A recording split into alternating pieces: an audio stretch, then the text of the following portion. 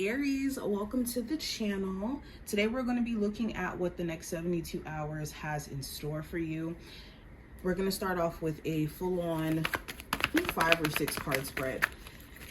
Any information that you may be looking for to book a reading with me, I will have in the description box. I'll have my email. My email is sparklingfiji@gmail.com. If you don't know how to spell that, I will, like I said, have that below. And hit the notification bell if you want to see future lives from me, where I do personal reading lives as well. And I post new content. But let's go ahead and get into it, Aries. What does the next 72 hours have in store for Aries, Sun, Moon, Rising, and Venus placements? So we have the cards laid out so that we don't have to shuffle. Let's go ahead and start with, I guess we could start with the actual tarot cards this time. Let's go ahead and do that. So the overarching energy for the next 72 hours, Aries, we have the Temperance card. So there could be a huge focus on, for one, trying to be patient with your process, and also realizing that patience is the only way for you to get certain goals or certain things accomplished. There also may be a Sagittarius of significance during this time frame, whether that's like a friend, family member, a co-worker, lover, whatever. The Temperance card also talks about taking care of your physical well-being alongside your emotional well-being. So there could be certain things during this time frame that you're trying to implement in your schedule or in your self-care routine. Excuse me, I'm getting choked up. In your self-care routine, to prioritize that you're getting that sense of balance, or you're getting to a place of groundedness. You also may be questioning, speaking of patience, you could be questioning how much more patience do you have with certain individuals? How much more can you extend to a person who you've been giving a lot of patience to, in terms of them working on themselves, or them taking accountability on things, on them, getting themselves together financially, whatever this may be. Now, going into what I see with your career and finance for this time frame, we have the 9 of Pentacles. So you could feel like there's either growth around your finances. If you're a business owner, you could be really stepping into really embodying that. Maybe finding new products or new things that you can put into your business that could help you make more money. If you currently are working a job, you may be recognized for a raise, or for you to potentially be put in a higher position, especially if you're somebody who's a top performer in your job. Some of you may be just contemplating if entrepreneurship is actually the path for you. If you're employed, you may be feeling drawn to like wanting to make money on your own terms. Okay, now with love, we have the Knight of Swords. So your love life, you may feel like someone is too inconsistent to understand. This could be literally a Gemini, Libra, or Aquarius. Doesn't have to be the zodiac sign at all. But there may be someone who you're interested in where they give you mixed signals a lot of the times with the way that they communicate, or it's hard to gauge where their mind is at. So you could constantly feel like you're in the dark in regards to what's happening.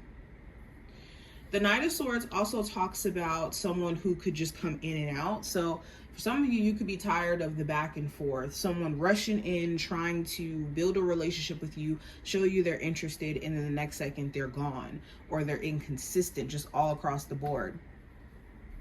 For my singles, you could have moments where love is something that you're interested in half of the time.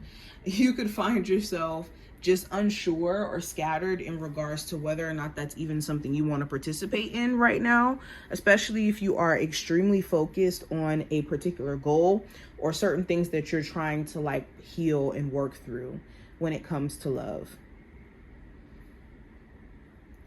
Now, going into the possible challenge that you may face during this time frame, Aries, we have the Page of Cups. So the challenge may be accepting new in your life. There may be some new things that are taking shape, a new romantic connection, a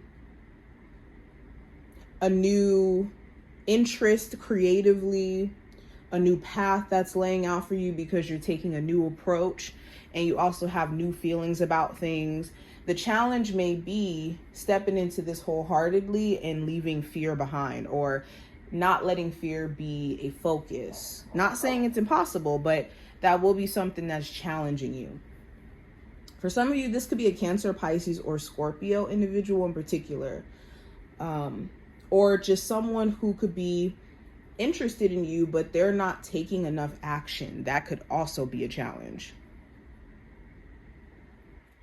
Also, expression. Someone around you may find it really hard to express themselves and express themselves, how they feel, and also handle their emotions maybe in the most mature fashion. They may struggle with this. So that could challenge you guys being able to communicate or work through certain problems at times. Now, going into the advice, Aries, for this time frame, we have the Judgment card. So the advice, make sure that you're, how do I put this into words? Make sure with certain epiphanies and realizations that you're having during this time frame that you're having grace with yourself through them. There could be epiphanies that you're having about your career path. There could be epiphanies that you're having about your love life or personal things that you really would want to work on to elevate and grow. And you need to meet this with compassion, because then it turns into shaming ourselves into seeing progress or beating ourselves down in a way where it doesn't really allow us a chance to lay out our path. Also, this is returning back to things that bring you joy, that bring you happiness. If you're finding that you're losing your fire or your wind, it could be because you've been neglecting things that have given you that routine or that structure in order for you to even have that win in the first place. Whether that's like a workout routine, your spiritual maintenance, certain hobbies you used to have. Okay.